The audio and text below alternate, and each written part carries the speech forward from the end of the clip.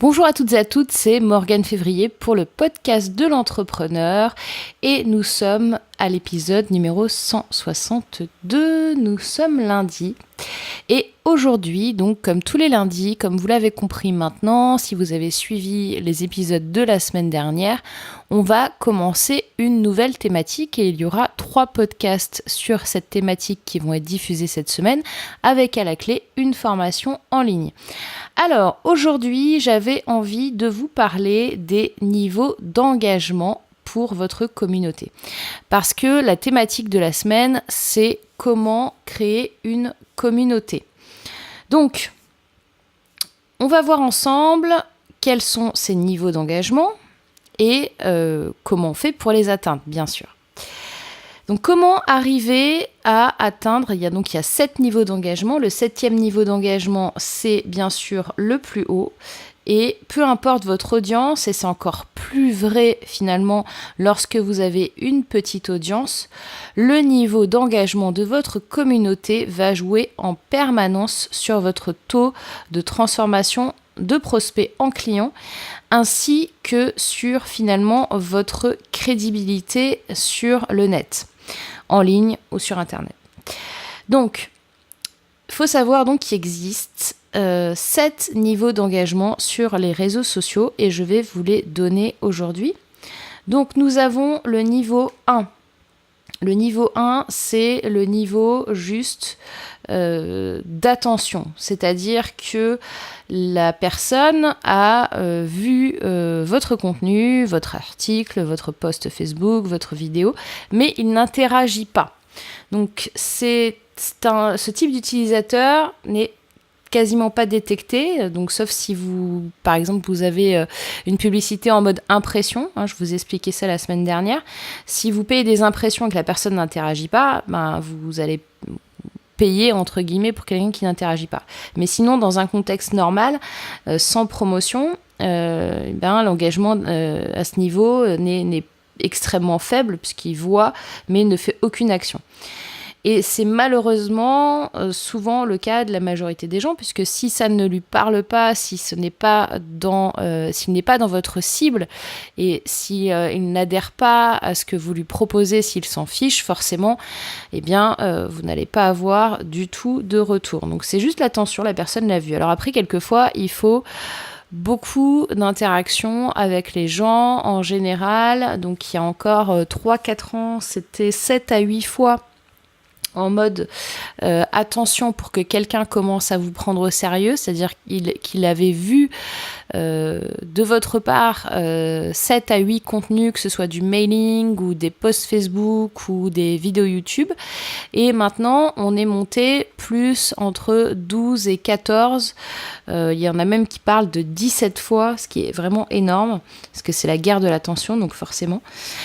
Et donc du coup, ça ne veut pas forcément dire que ce ne sera pas un futur client, c'est quelqu'un qui a peut-être besoin de vous voir encore plus souvent que ça, mais ça peut aussi être quelqu'un qui s'en fiche. Le niveau 2, c'est le niveau de l'appréciation. Donc, la personne, elle montre son appréciation pour votre contenu. Par exemple, la personne peut liker votre post Facebook, liker votre vidéo YouTube, et mieux que la simple attention, c'est un premier pas à l'engagement de sa part. Mais c'est pas encore suffisant. Le niveau 3, c'est le niveau de partage. Donc à partir du niveau 3, ça devient intéressant.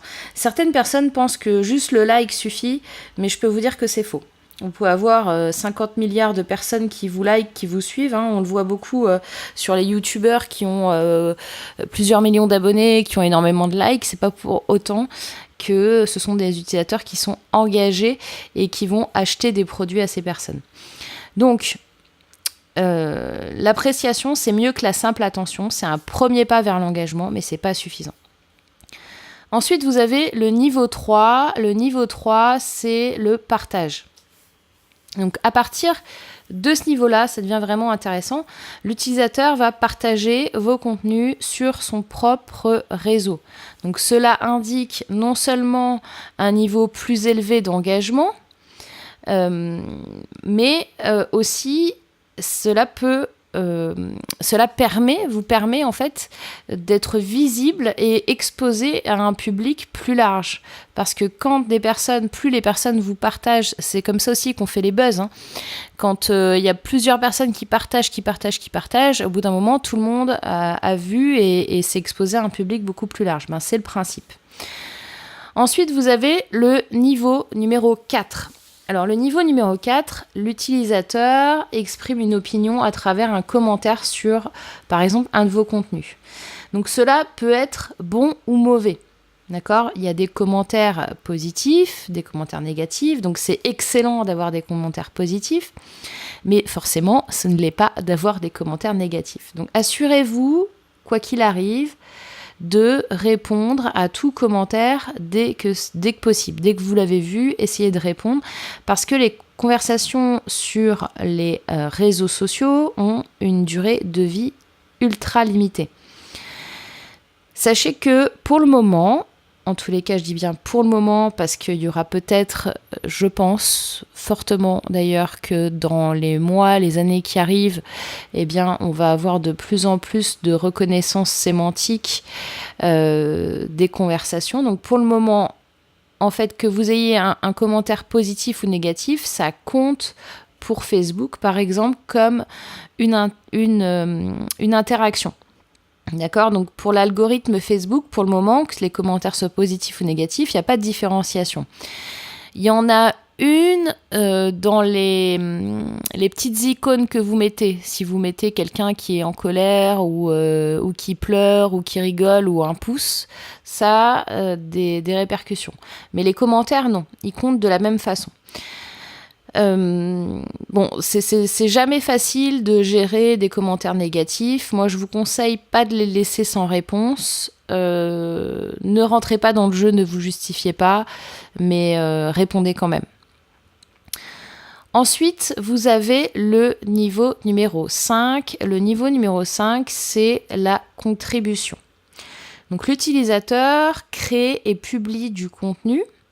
Il collabore avec vous, avec votre marque, avec vos produits et votre niveau d'engagement sur les réseaux sociaux, du coup, va grimper. L'utilisateur va par exemple contribuer à donner son témoignage client, son expérience en utilisant vos produits et vos services, ou encore répondre à un sondage ou un questionnaire que vous allez proposer via vos contenus. Donc la contribution, c'est le niveau 5, c'est assez important. Ensuite, vous avez le niveau 6 qui est l'animation.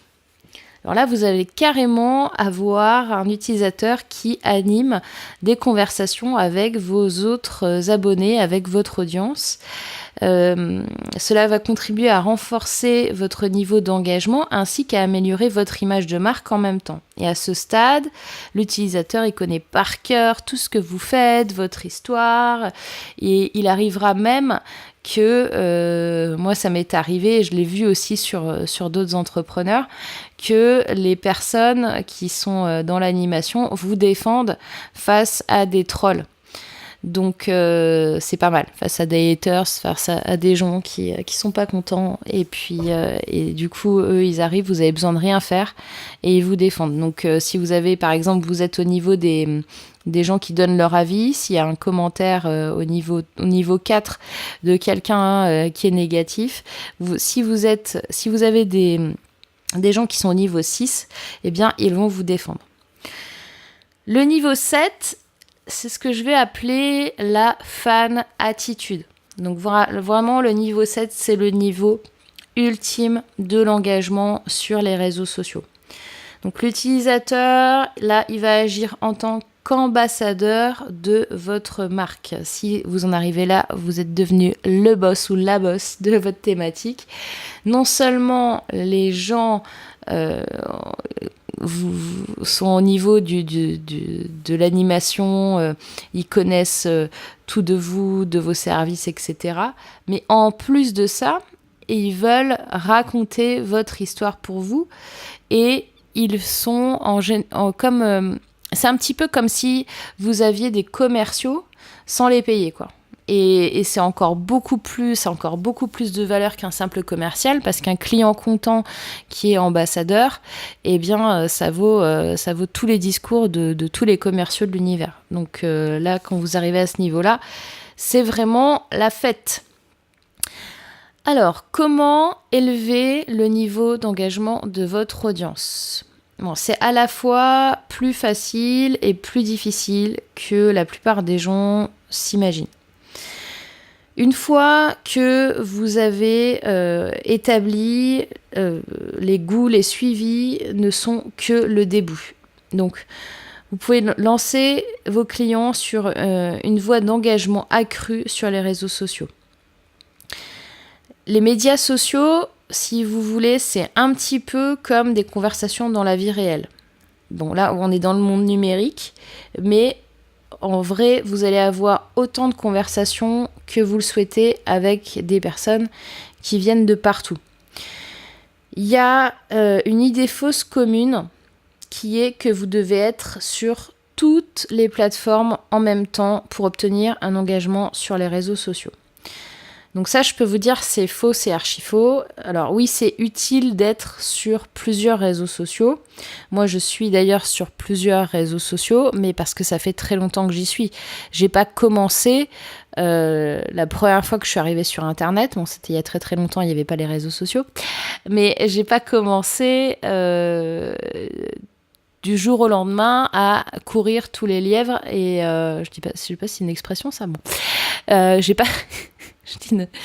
c'est courir tous les lièvres, donc courir tous les... Bon, vous me direz en commentaire si vous savez. Là, j'ai un trou. Donc, j'ai pas commencé en étant sur l'intégralité de toutes les plateformes. D'accord ? C'est important que, de toute façon, vous soyez à l'aise avec ce que vous faites. C'est parfaitement acceptable de commencer avec 1 ou 2 réseaux sociaux, ça suffit. Après, il y a plein de principes d'automation et d'automatisation que vous pouvez utiliser. Si vous vous sentez plus à l'aise avec un réseau social en particulier, eh bien, super, commencez par celui-là et vous pourrez toujours utiliser les autres plus tard. En fait, la clé, c'est la cohérence plutôt que le volume. La pire chose que vous puissiez faire pour votre engagement dans les réseaux sociaux, c'est de publier comme un malade pendant 2 ou 3 jours et puis après disparaître. Là, c'est vraiment la pire chose. Et cette pire chose, c'est vraiment la tendance courante, en particulier pour les entrepreneurs qui n'obtiennent pas les résultats escomptés dans les médias sociaux et qui abandonnent par frustration.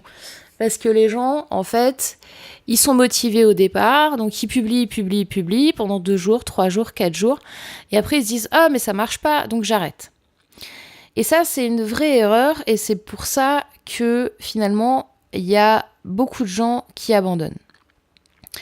Donc moi, ce que je vous conseille, c'est commencer à votre rythme, soyez cohérent avec vous-même et amusez-vous.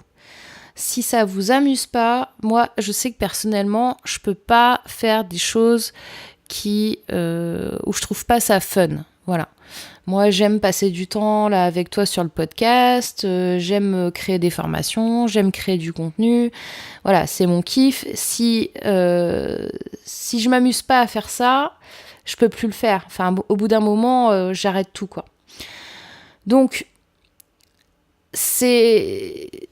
et puis, de toute façon, ça va se voir. Si vous n'aimez pas faire ce que vous faites, en fait, en vrai, quand on est convaincu, on est convaincant. Donc, quand on est convaincu qu'on est habité par ce qu'on est en train de faire, eh ben, on arrive à projeter cette émotion-là. D'accord ? Donc, si on est engageant dans ce qu'on fait, on va être... les gens qui vont vous voir, ils vont s'engager avec vous, tout simplement.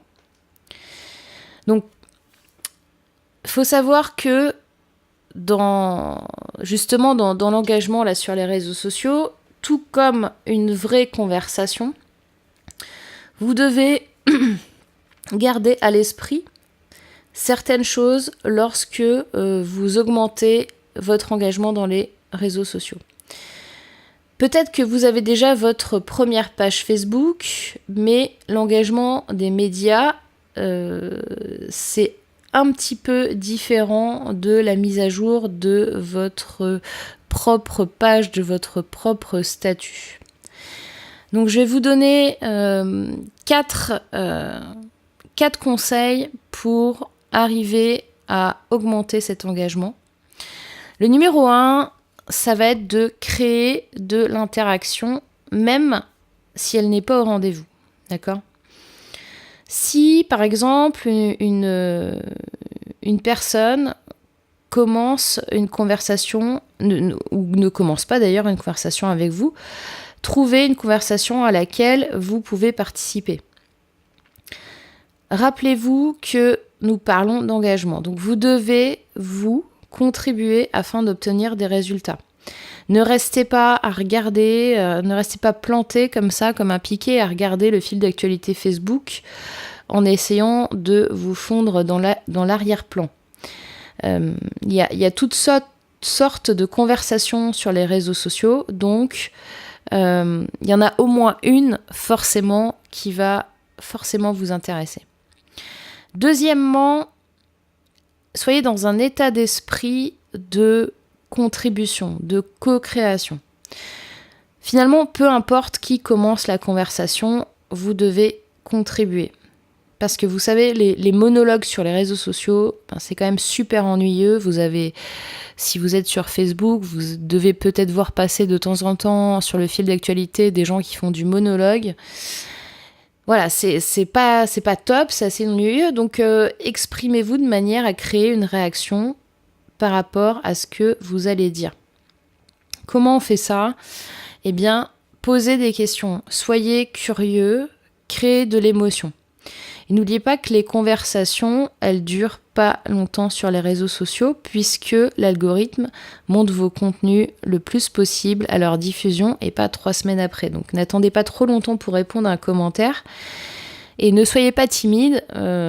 Voilà, dites quelque chose. Vous allez pas. Si vous avez peur, dites-vous qu'est-ce qui peut se passer de pire. Hein. C'est toujours la même phrase, mais c'est important de le garder en tête. Troisièmement, restez en permanence à l'écoute des gens. Cela ne signifie pas que vous devez être d'accord avec eux à chaque fois ou même aimer ce qu'ils ont dit ou quoi que ce soit. Donc, s'ils ont dit quelque chose de sympa, assurez-vous de les remercier, assurez-vous d'être là parce que quand c'est toujours sympa pour la personne quand on a un compliment qu'on ait un merci. Je dis pas que les personnes qui vous complimentent attendent des merci, mais en fait, c'est vraiment plus sympa de le faire, je trouve en tout cas. Si quelqu'un a dit quelque chose de négatif, répondez-lui gentiment et ne vous justifiez pas. C'est ce que je vous disais tout à l'heure. Ne rentrez pas dans son jeu ou il reviendra à la charge, c'est 100% garanti. Là, si vous avez en backup des gens qui vous soutiennent, de toute façon, ils vont s'occuper d'eux, vous inquiétez pas. Ensuite, numéro 4, sortez de vos contenus et allez voir ceux des autres. Alors, je vous ai dit la semaine dernière dans un podcast que, attention, il fallait pas passer son temps sur les réseaux sociaux, il fallait se concentrer sur son contenu. Je maintiens, mais je vous ai dit aussi de vous accorder un petit temps quand même pour aller voir un petit peu ce que font les autres. Donc, dans ce temps-là, si vous voulez que les gens interagissent avec vous, vous devez également vous engager avec les gens. C'est aussi simple que ça.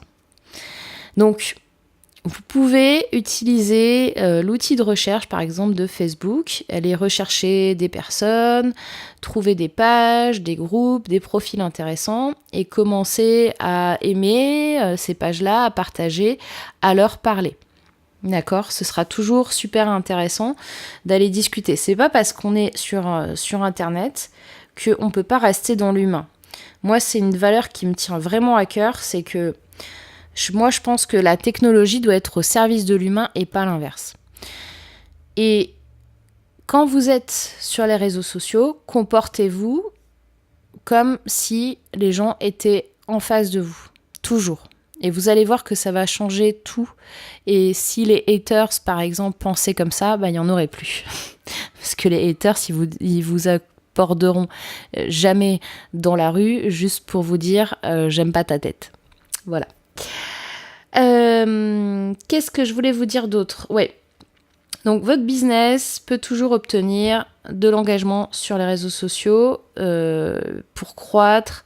Et c'est vrai qu'il y a beaucoup de gens qui n'ont pas le temps, qui ne voient pas l'intérêt de mener leur propre campagne sur les réseaux sociaux.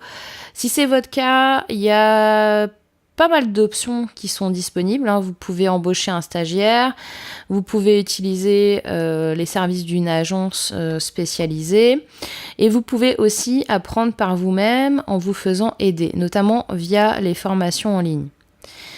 Quoi qu'il arrive, sachez que voilà, si vous ne vous sentez pas à l'aise, c'est ok, mais si vous souhaitez grandir, il faudra bien un moment que quelqu'un s'en occupe. Si vous ne voulez pas vous en occuper vous, moi, je vous conseille fortement de trouver quelqu'un qui s'en occupe. Maintenant, comme je vous le disais en intro du podcast, là, justement, je connais les difficultés que vous avez. Et donc, la formation de cette semaine, alors je vais essayer de retrouver parce que forcément, j'ai pas mon truc ouvert au bon moment. Voilà, la formation de cette semaine, c'est comment créer une communauté de fans sans audience ou avec peu d'audience. Et, comment ça va se passer ? Alors, je vous ai préparé 8 modules. La formation, elle est disponible tout de suite. Vous pouvez prendre votre place. Donc, je vais vous dire un petit peu ce qu'on a dans ces modules. Alors, dans le premier module, c'est comment avoir une présence sur les réseaux sociaux et susciter l'engagement. Le module 2, c'est quel réseau social choisir, par où commencer. Le module 3, c'est comment être présent et visible sur les réseaux sociaux en 30 minutes par jour. Le module numéro 4, c'est quels sont les différents formats et canaux de communication que vous pouvez utiliser. Le module numéro 5, c'est quels sont les contenus que vous devez créer et qui cartonnent. Le module numéro 6, c'est quelles sont les actions attendues après les publications de votre contenu ou de vos contenus. Le module numéro 7, c'est quel est le moment idéal pour publier vos contenus. Et le module numéro 8, c'est comment préparer et planifier ces contenus à l'avance. Donc c'est une formation très très complète que je vous ai préparée pour arriver à vraiment créer une communauté de fans. Je ne vais plus arriver à parler aujourd'hui. Et elle vous attend, donc vous pouvez cliquer juste en dessous. Je ne sais pas à quel endroit vous écoutez ce podcast, mais en tout cas, vous allez trouver un lien juste en dessous du podcast pour pouvoir télécharger la formation. Elle est ouverte à partir d'aujourd'hui, top, au moment où je diffuse ce podcast. Comme d'habitude, vous avez compris maintenant comment ça fonctionne. Vous avez un tarif de lancement jusqu'à dimanche prochain. En tous les cas, je vous souhaite donc d'arriver à créer votre communauté de fans parce que c'est quand même ultra important. Et je vous dis à mercredi du coup pour le prochain podcast de la semaine. D'ici là, passez à l'action. Bye bye.